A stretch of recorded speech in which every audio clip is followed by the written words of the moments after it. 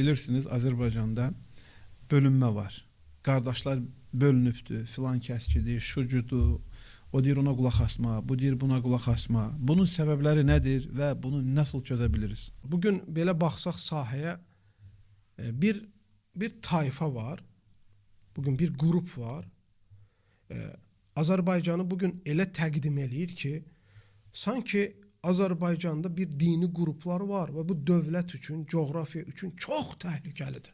Bunlar dövləti alt-üst eləyərlər, hökuməti endirərlər. Bunlar bölgə üçün çox təhlükəlidir və bu tayfa, bu kütlə güya hamilərdir.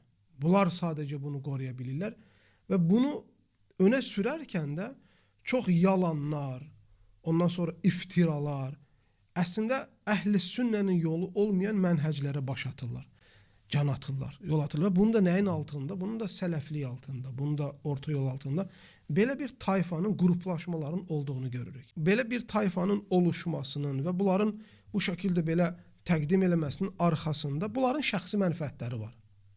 Bu nə Azərbaycana xidmət deyil, nə İslam dininə xidmət deyil, nə Azərbaycan coğrafiyasında yaşayan müxtəlif millətlərə xidmət edir. Bu bir daşın üstünə qoyan bir ideya deyil bu.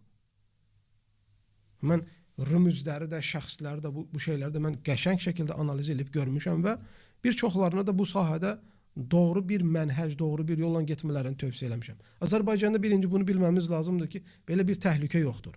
Fikir ayrılıqları varmı, cəmaatlar varmı, məzhəbləri varmı? Var. Amma bunlar dövlətə, millətə təhlükə törədəsi səviyyədə deyil. Bəzilər ola bilər müəyyən qruplar, ora-bura kimlərinsə xarici qüvvələr əlində yem olub, müəyyən bir hədəflər üçün istifadə edilmiş olsunlar. Bu ola bilər.